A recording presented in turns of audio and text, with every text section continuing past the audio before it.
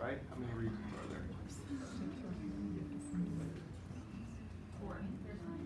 9 regions, 4 quadrants, right? So our quadrants are upper right, upper left, lower right.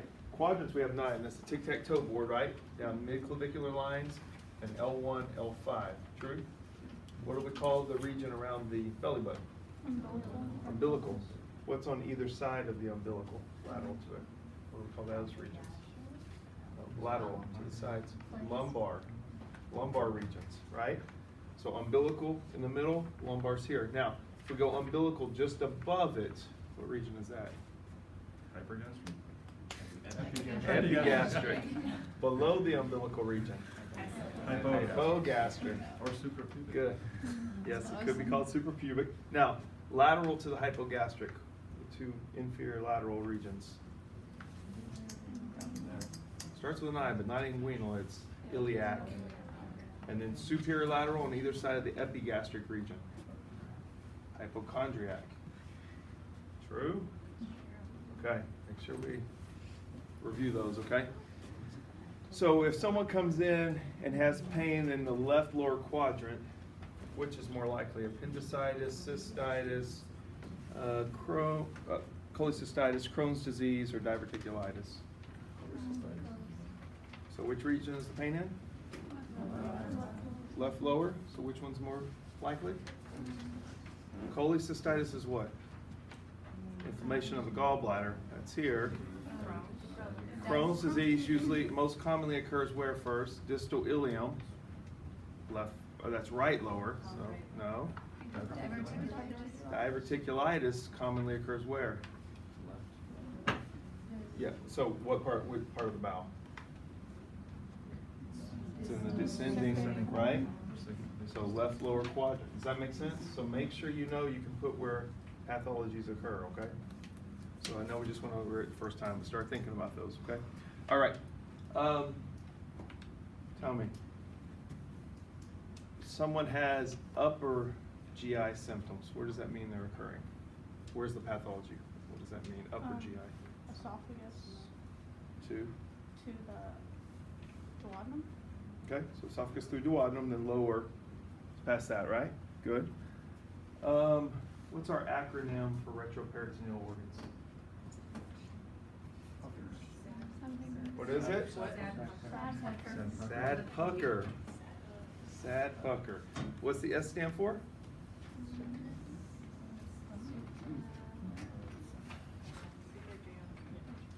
Suprarenal, so it's the adrenal glands. S is suprarenal, right? A.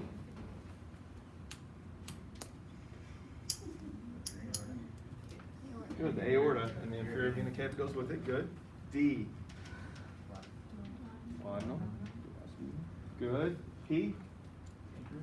Pancreas. Good. U. No, not umbilicus, not uterus. Ureters. Ureters. C. Colon. Which parts? Ascending and descending. Good. And K. Kidneys. E. Esophagus. R. Rectal. Good. Let's say these together. S is what? Suprarenal. A. Aorta. And that includes inferior vena cava. D. Duodenum. P. Pancreas. U. Ureter. C. Colon. Which part? Ascending, descending. K. Kidneys. E. Esophagus. R. Rectum. All right. So those are retroperitoneal. True?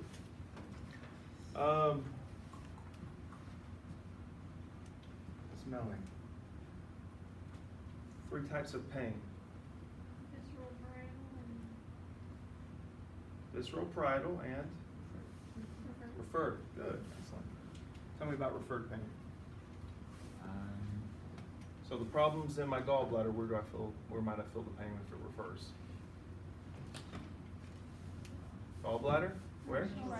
Right shoulder. Liver. Right shoulder. Scapula, right? How about spleen? Left shoulder, common referral. right? Abdominal aorta,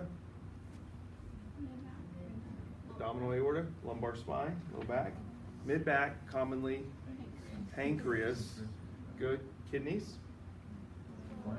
low back, flanks, right? Good, so those are common referral. They share afferents are in close proximity in dorsal root ganglia, so your body can't interpret exactly where it's coming from. You can get referred pain like a heart attack, right? How about visceral pain? Tell me about visceral pain. So visceral pain is gonna be dull and achy. Okay, so visceral pain is dull, achy, right? Is it localized or diffuse? Diffuse. Is it a unilateral or bilateral? Where does it occur? So it's usually crosses the midline. So it's across the midline, kind of bilateral across the midline. Diffuse here, right? Good. What causes that? So it could be like you said in class, if you have appendicitis at Okay. first So before it. appendicitis often starts with that visceral pain. Umbilical region. Why though? What's happening? Where's that being sensed? In the organ wall itself, right? In the organ. So if it stretches, if it's compressed, that is what we feel is visceral pain. So the appendix early on, commonly stretched, we feel visceral pain, right?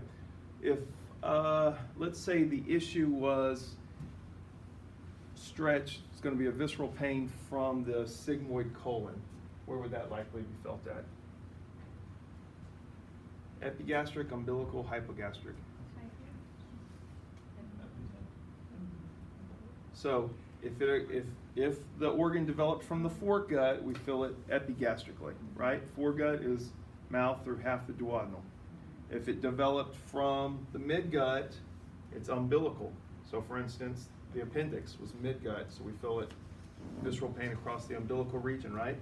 And midgut is that distal duodenum through it goes through 2/3 of the transverse colon, and that last third of the transverse colon down is hindgut, and that's hypogastric. Does that make sense? Yes, no? Or did I say that before in class? Okay, let's make sure it makes sense. All right, so parietal pain. Tell me about parietal pain.